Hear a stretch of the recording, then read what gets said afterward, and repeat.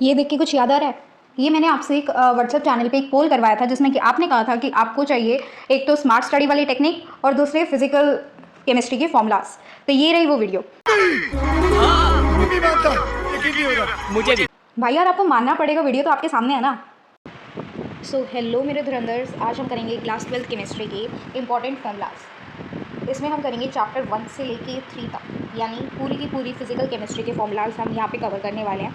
ये आपकी हेल्प करेगा, मतलब अगर आपका एग्जाम जैसे कि आपके प्रोडक्ट टेस्ट होने वाले हैं तो आप लोगों ने चैप्टर वगैरह तो आपने रिवाइज कर रखे होंगे, तो आप एक बार ऊपर से फॉर्मूलाज वगैरह देख के जाना। और ये वीडियो देख जाओगे तो ये वीडियो आपके लिए बहुत हेल्पफुल रहेगी। आप कहोगे इसके नोट्स कहाँ से डाउनलोड करने हैं, तो इसके नोट्स आप मेरे कमेंट सेक्शन से डाउनलोड कर सकते हो। ठीक है, मैं आपको हर वीडियो के नोट्स देती हूँ, और जो मेरे नोट्स हैं एक बार उनको भी रिवाइज़ करके चले जाना एग्जाम से पहले। बस 14 पेजेस के नोट्स मिलेंगे आपको, मतलब 14 या 15 पेजेस के जो नोट्स हैं वो आपको मिल जाएंगे, मेरे चैनल पे भी मिल जाएंगे। अगर आप चाहते हो तो व्हाट्सअप आप लोग ज्वाइन कर लेना, मैं आपको वहाँ पे भी दे दूँगी नोट्स।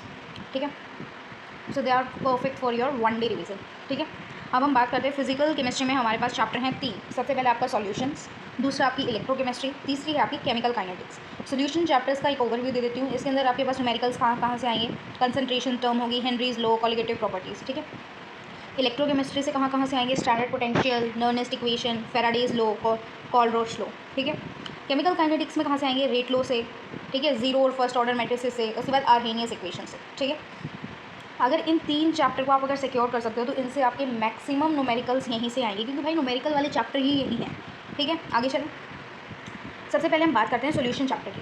तो मोलैरिटी का जो फॉर्मूला होता है, किसकी बात कर रही हूँ मैं, मोलैरिटी की। मोलैरिटी का जो फॉर्मूला होता है दैट इज़ योर, एक second, that is your moles of solute by में volume of solution in litre. याद रखना यहाँ पे लीटर है। ठीक है, मतलब अगर क्वेश्चन में अगर लीटर की जगह अगर मिलीलीटर दिया हो तो पहले उसको लीटर में चेंज करना है। ठीक है, अगर मिलीलीटर, अगर बाई चांस अगर आपको मिलीलीटर में दे रखा है तो ऊपर 1000 से मल्टीप्लाई कर देना। ठीक है, और ये जो क्वांटिटी होती है, यानी ये जो मोलैरिटी होती है, ये आपकी टेम्परेचर डिपेंडेंट होती है, क्योंकि नीचे क्या आ रही है, वॉल्यूम, इसलिए ये जो है आपकी टेम्परेचर डिपेंडेंट है। ठीक है, अब हम बात करते हैं मोलालिटी की। ठीक है, मोलालिटी को हम स्मॉल m से रिप्रेजेंट करते हैं। इसका क्या फॉर्मूला होता है, this is your moles of solute by में mass of solvent in kg। अब देखो, और जो अदर फिजिकल क्वांटिटीज़ होती हैं उनमें हमारे पास मतलब किसका जिक्र होता है, सोल्यूशन का जिक्र होता है नीचे, मतलब जो डिनोमिनेटर होता है उसके अंदर क्या आता है, नीचे सॉल्यूशन आता है। ठीक है, पर इसके अंदर यूज़ होगा हमारा सॉल्वेंट। ठीक है, और जो सॉल्वेंट होगा वो kg में यूज़ होगा, तो नीचे डिनोमिनेटर में वॉल्यूम नहीं आई। अब वॉल्यूम नहीं आई तो ये क्या है, ये है टेम्परेचर इंडिपेंडेंट। ठीक है, अब हम बात करते हैं मोल फ्रैक्शन की। ठीक है, अब हम बात करते हैं मोल फ्रैक्शन की। मोल फ्रैक्शन का जो फॉर्मूला होता है, this is represented by zeta. अगर मुझे निकालना है जीटा ए, ठीक है, तो ये किसके ऊपर होगा, number of moles of A upon में total moles of the solution. यानी आपके पास एक सॉल्यूशन है जिसके अंदर ए और बी 2 कंपाउंड्स है। अब कह रहे हो कि मुझे ए की मोल फ्रैक्शन निकालनी है, तो ए की मोल फ्रैक्शन कैसे निकालोगे, अगर मुझे ए की मोल फ्रैक्शन निकालनी है तो number of moles of A upon में सॉल्यूशन के जितने भी मोल्स हैं, यानी number of moles of A plus में number of moles of B. Same to same अगर मुझे बी की निकालनी है, ठीक है, तो number of moles of B plus में number of moles of A plus में number of moles of B. ठीक है, देखो ऊपर भी देखो अल्टीमेटली ये प्लस ही हो रहा है ना, वरना है तो ये भी मोल्स और है तो ये भी मोल्स, तो मोल से मोल इनकी यूनिट कैंसिल होगी, तो ये जो है ये हैं यूनिटलेस क्वांटिटीज़। ठीक है, कैसी हैं, यूनिटलेस, तो इसकी कोई यूनिट नहीं है। ठीक है, और एक और चीज़, ये जो नंबर ऑफ ये जो ये जो अगर मैं अगर इन दोनों को प्लस कर दूँ, ठीक है, जीटा ए और अगर मैं जीटा बी को अगर प्लस कर दूँ तो इनकी वैल्यू 1 आएगी।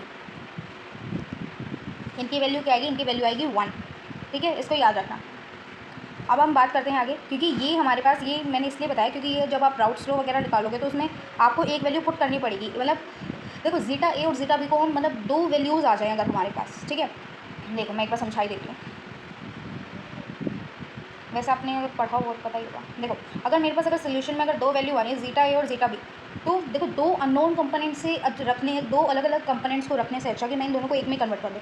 मेरे को ये तो पता ही है कि इन दोनों को मिला के 1 आएगा, तो क्यों ना मैं इन दोनों में से एक को चेंज कर दूँ। मान लो मुझे इसको चेंज करूँ मैं बी वाले का, तो इसको मैं 1 माइनस में ये लिख सकती हूँ, 1 माइनस में जीटा बी लिख सकती हूँ, तो एक्स ए की जगह मैं ये लिख सकती हूँ। ठीक है, और एक्स बी ऐसा का ऐसा रहेगा, तो दोनों के जो कंपोनेंट है वो अल्टीमेटली जीटा बी में आ गए ना। ठीक है, बस मेरा समझाने का पर्सपेक्टिव यही था। ठीक है, इसलिए आप याद रखना। उसके बाद हम बात करते हैं हेनरीज लॉ की। हेनरीज लॉ में क्या होता है कि जो गैस डिजॉल्व हुई है लिक्विड में, तो इसका जो फॉर्मूला होगा that is your partial pressure of gas, जो है वो आपके डायरेक्टली प्रोपोर्शनल है किसके, मोल फ्रैक्शन की। यानी जो आपका जो पार्शियल प्रेशर ऑफ गैस है वो आपका डायरेक्टली प्रोपोर्शनल था किसके, एक्स की, यानी मोल फ्रैक्शन की। ये देख रहे हो, ठीक है। अब इस डायरेक्टली प्रोपोर्शनल वाले साइन को हटाएंगे तो हमारे पास आएगा एक कांस्टेंट जिसे हम के एच लिख देंगे। ठीक है, जो के एच है this is your Henrys constant. ठीक है, वही चीज़ यहाँ पे लिखी हुई है। अब हम बात करते हैं राउट स्लो की। राउट स्लो कहते हैं कि कितना लिक्विड डिजॉल्व हुआ है एक लिक्विड में। ठीक है, this is your partial pressure. ठीक है, अब हमें क्या निकालना है, हमें निकालना है पी। जो पी ए कैसे निकालेंगे, P not of A into में zeta A. P not of A क्या है आपका, पी नॉट ऑफ ए है आपका pressure in your pure state. ठीक है, जब हम ये हमने निकाल लिया पी ए। ठीक है, एक सोल्यूशन है उसके अंदर दो चीज़ें, ए कंपाउंड और बी कंपाउंड। ए का हमने निकाल लिया पी नॉट ऑफ ए और जीटा ए। पी बी का निकालो P not of B into zeta B. ठीक है, अब देखो कहूँगी जीटा ए और जीटा बी दो अलग अलग कंपोनेंट्स हो गए, तो जीटा ए को कन्वर्ट कर लो या जीटा बी को कन्वर्ट कर लो। ठीक है, तो आपका पूरा जो राउट स्लो है वो आ जाएगा। ठीक है, अब हम बात करते हैं कॉलिगेटिव प्रॉपर्टीज़ की। ठीक है, कॉलिगेटिव प्रॉपर्टीज़ क्या होती हैं बताओ।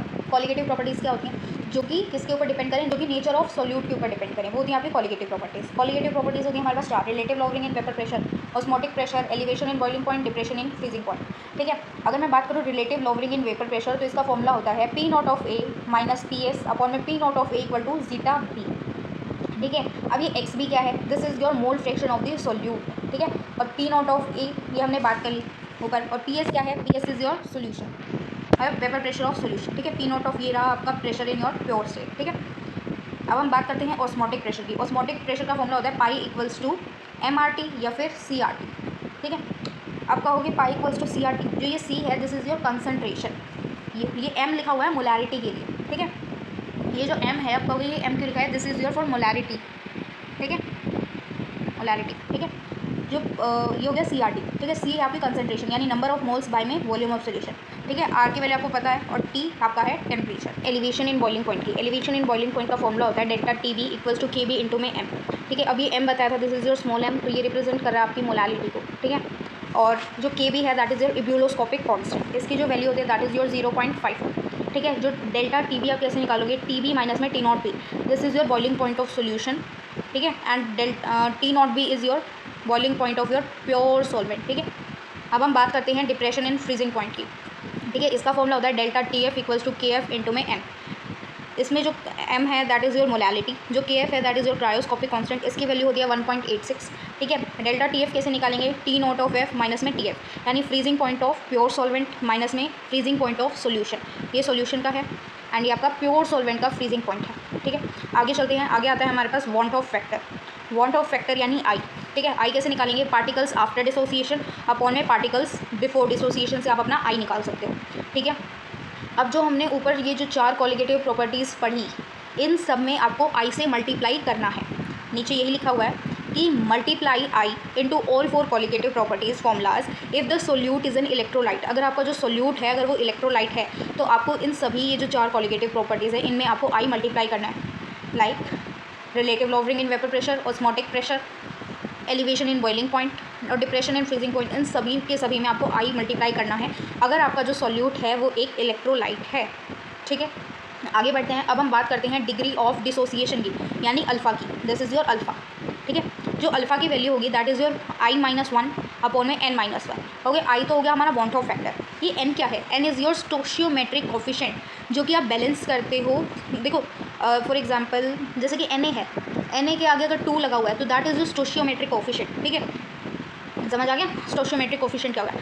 तो ये थे आपके जो चैप्टर 1 था आपका सोल्यूशन चैप्टर, उसके सभी फॉर्मूलाज यहाँ पे होते हैं कंप्लीट।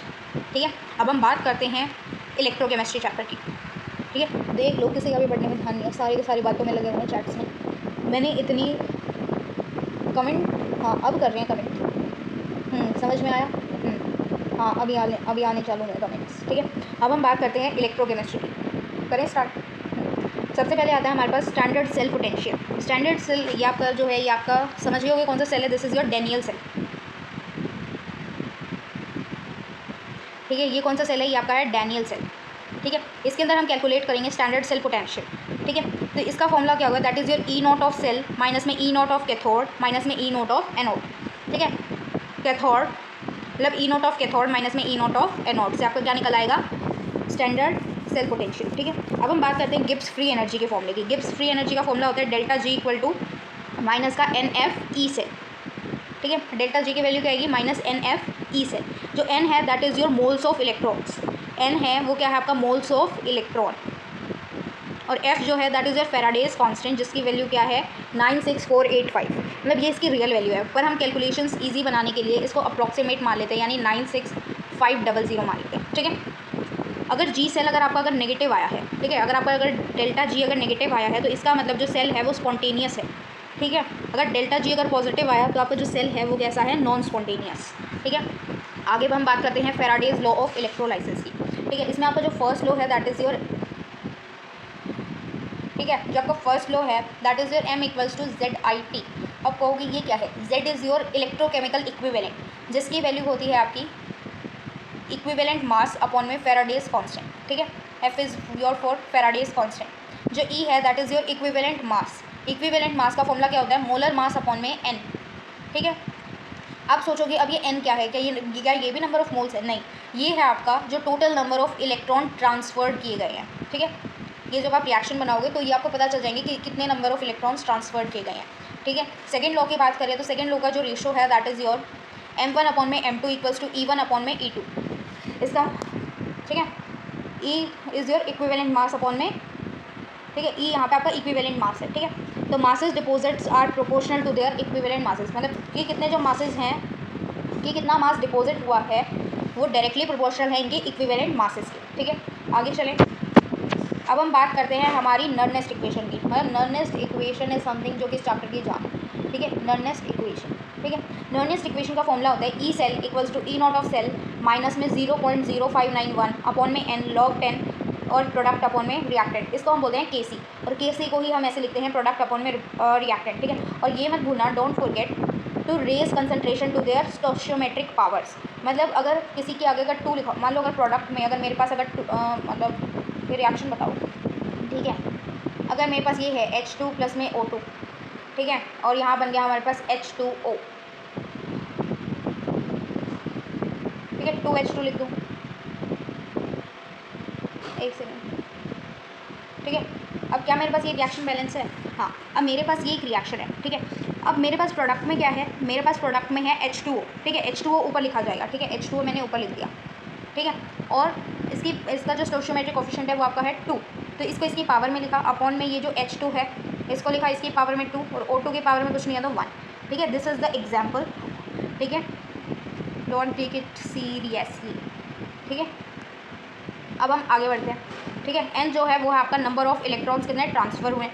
यहाँ पे देखो, यहाँ पे आपको पूरी की पूरी वैल्यू लिखी हुई है, यानी 0.0591, इसको आप अप्रॉक्सीमेटली 0.06 भी ले सकते हो, ठीक है। आगे बढ़ें, ये जो अच्छा लिखिएगा, और ये वैल्यू मतलब ये वैल्यू आई कहाँ से, ये वैल्यू आई जब हमने मतलब ये वैल्यू मतलब आपकी जो सिंप्लीफिकेशन से आई, ये नहीं कि हमारा मन किया कि हमने 0.0591 रखनी है तो हम यही रखेंगे, नहीं, ये वैल्यू आई आपके सिंप्लीफिकेशन पे, यानी सबसे पहले हमारे पास यहाँ पे वैल्यू थी 2.303 RT, मतलब हमारे पास बेसिकली ये थी, मतलब इसकी जगह ये बता रही हूँ 0.0591 आया कैसे, आपके पास वैल्यू थी 2.303 RT था अपॉन में F, ये थी आपके पास, ठीक है।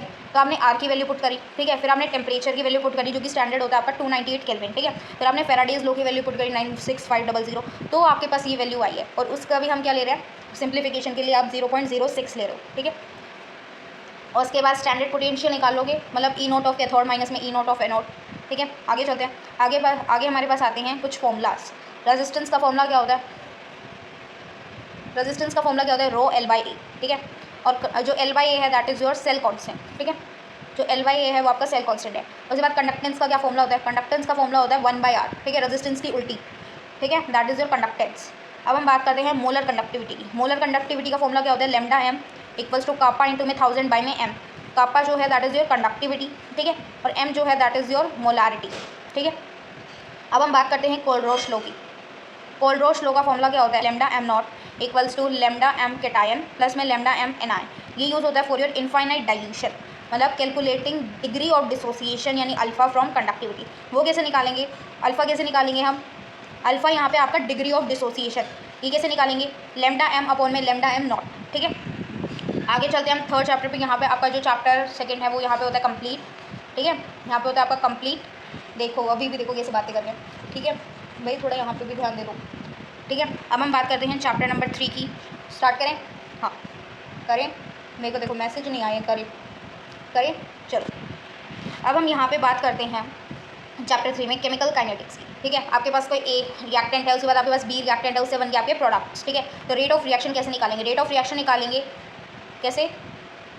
कंसनट्रेशन अपॉन में टाइम, ठीक है। मतलब चेंज इन कंसनट्रेशन, अभी कहोगे डेल्टा क्यों लिखा गया? मतलब चेंज इन कंसनट्रेशन अपॉन में चेंज इन टाइम। अगर reactant get a negative sign on decreasing, products get a positive sign on increasing, divide by the stoichiometric coefficients. कहोगे मैम ये तो हमें कुछ समझ ही नहीं आया। देखो, कोई रिएक्शन हो रही है जिसके अंदर आपके ए और बी जो रिएक्टेंट्स हैं वो यूज़ में है और उससे आपका प्रोडक्ट बन गया, ठीक है। मतलब प्रोडक्ट हम मान लेते हैं सी और डी आपके प्रोडक्ट्स बन गए, ठीक है। सी और डी आपके प्रोडक्ट्स बन गए। अब अल्टीमेटली जब आपके प्रोडक्ट्स बनेंगे, मतलब बन गए हैं, मान लो फिर सी और डी आपके बन गए हैं, तो क्या मतलब रिएक्टेंट्स आपको दिखेंगे नहीं। तो आपके जो रिएक्टेंट्स हैं वो उस रिएक्शन में डिक्रीज़ हो गए हैं, जो रिएक्टेंट्स हैं वो तो आपके डिक्रीज़ हो गए हैं और प्रोडक्ट्स बन रहे हैं, मतलब अपीयर हो रहे हैं, ठीक है। दैट मतलब प्रोडक्ट्स आपके इंक्रीज़ कर रहे हैं, ठीक है। जो डिक्रीज़ हो रहे हैं उसे हम नेगेटिव साइन से शो करेंगे और जो इंक्रीज़ हो रहे हैं उन्हें हम पॉजिटिव साइन से शो करेंगे। अब जो रिएक्टेंट्स हैं वो डिसअपीयर हो रहे हैं, मतलब एक टाइम के बाद तो गायब हो जाएंगे ना, तो इन्हें हम रेट ऑफ डिसअपीयरेंस भी कहते हैं। और ये एक टाइम के बाद अपीयर होंगे तो इन्हें रेट ऑफ अपीयरेंस भी कहते हैं, ठीक है। अपीयरेंस और दिस इज़ फॉर डिसअपीयरेंस, ठीक है। और बाद में क्या करना है, हमें इनके जो स्टोइकियोमेट्रिक कोफिशिएंट है, मतलब इनके आगे कुछ ना कुछ स्टोइकियोमेट्रिक कोफिशिएंट्स होंगे, इनसे हमें इनको डिवाइड करना है, ठीक है। ये थी आपकी रेट ऑफ रिएक्शन। इसके बाद हम बात करते हैं रेट लॉ की। रेट लॉ का फॉर्मूला क्या होता है? रेट इक्वल्स टू के ए की पावर एक्स डी की पावर वाई, ठीक है। अब आप कहोगे ये एक्स और वाई भी क्या स्टोइकियोमेट्रिक कोफिशिएंट्स है? तो ये स्टोइकियोमेट्रिक कोफिशिएंट्स नहीं है, ये आप निकालते हो एक्सपेरिमेंटली, ठीक है। अब हम बात करते हैं ये, ठीक है। हाँ, अब कहोगे अगर रेट लॉ में जो ये एक्स और वाई जो आपके यूज़ हो रहे हैं ये हम एक्सपेरिमेंटली ड्राइव करते हैं, ठीक है। अब कहोगे क्या ये स्टोइकियोमेट्रिक कोफिशिएंट्स नहीं हो सकते? तो ये स्टोइकियोमेट्रिक कोफिशिएंट्स नहीं हो सकते अनलेस ये कैसी रिएक्शन है, अनलेस अगर ये एक एलिमेंट्री रिएक्शन है तो हाँ, ये जो आपके जो ये स्टोइकियोमेट्रिक कोफिशिएंट्स है ये पावर में जा सकते हैं। पर अगर आपकी एक एलिमेंट्री रिएक्शन नहीं है तो एक्स और वाई की वैल्यूज़ जो होती हैं वो आप एक्सपेरिमेंटली निकालते हो, ठीक है। अब जो ओवरऑल ऑर्डर है रिएक्शन का that is your X plus Y, ठीक है। आगे बात करते हैं। अब आते हैं हमारे पास इंटीग्रेटेड रेट इक्वेशंस, ठीक है। उसके बाद हम हाफ टाइम की भी बात करेंगे। सबसे पहले आती है zero order reaction. Zero order reaction का जो इंटीग्रेटेड रेट इक्वेशन है वो होती है दैट इज क्या होती है? E equals to E naught minus में के टी, ठीक है। अगर मुझे हाफ टाइम के लिए निकालना है that is your T half is your A not upon में 2k, ठीक है। अब हम बात कर, अगर फर्स्ट लॉ की अगर इंटीग्रेटेड रेट इक्वेशन की बात करूँ तो वो किसके इक्वल होता है? That is your K equals to 2.303 upon में T log A not upon में ए, ठीक है। या फिर हम इसे मतलब अगर लॉग को अगर इस ए नोट वगैरह को सॉल्व करूँ तो ये क्या आ जाएगा? ए नोट तो हो गया आपका ए, ठीक है। ए कैसे निकालेंगे? अब ये जो ए है ये कैसे निकालेंगे? ये हम निकालेंगे ए माइनस में एक्स, ठीक है। तो दोनों तरीके से निकाल सकते हो, ये दोनों को याद रखना, ठीक है। टी हाफ का फॉर्मूला क्या होगा? 0.693 अपॉन में के, ठीक है। अब एक चीज़ याद रखना, ये जो फर्स्ट ऑर्डर हाफ लाइफ है, ठीक है, ये कम्प्लीटली इंडिपेंडेंट है ऑफ इनिशियल कंसनट्रेशन। कहोगे हाँ मैम इनिशियल कंसनट्रेशन पे कहाँ डिपेंड कर रही है? ये डिपेंड नहीं कर रही, ठीक है। आगे चलते हैं। अब हम बात करते हैं आर्हेनियस इक्वेशन की और एक्टिवेशन एनर्जी की, ठीक है। अगर ये वर्ड समझ नहीं आ रहा है, ठीक है, तो मैं आपको कहूँगी सबसे पहले जो मेरे मतलब आपके एग्जाम्स भी आ रहे हैं तो आप मेरे जो मतलब 30 मिनट में मैंने आपको चैप्टर खत्म करवा रखे हैं तो एक बार पहले वो देख के आओ और उसके बाद ये फॉर्मूला शीट देखना, ठीक है। और उसके बाद आपके दिमाग में क्रिस्टल क्लियर कंसेप्ट हो जाएंगे, ठीक है। अब हम बात करते हैं आर्हेनियस इक्वेशन की और एक्टिवेशन एनर्जी की। तो आर्हेनियस इक्वेशन का देखो फॉर्मूला क्या होगा? That is your K equals to A E की power minus E A upon में आर टी, ठीक है। माइनस का ई ए अपॉन में आर टी। ए जो है that is your Arrhenius constant, ठीक है। ई ए जो है that is your activation energy. R is your, R क्या है? आर है आपका गैस कांस्टेंट, टी है आपका टेम्परेचर, ठीक है। आगे चलें, आगे आते हैं हमारे पास अगर आपको दो टेम्परेचर दे रखे हो तो दो टेम्परेचर के लिए फॉर्मूला है लॉग K2 अपॉन में K1 equals to E A upon में 2.303 आर अपॉन ब्रैकेट्स 1 बाई में T1 1 और माइनस में 1 बाई में T2, ठीक है। मतलब मोस्टली एग्जाम में इस टाइप के क्वेश्चन आने की प्रोबेबिलिटी रहती है जहाँ पे आपको दो टेम्परेचर्स दे रखें, ठीक है। अब हम बात करते हैं आगे कंसंट्रेशन कनेक्शंस, ठीक है।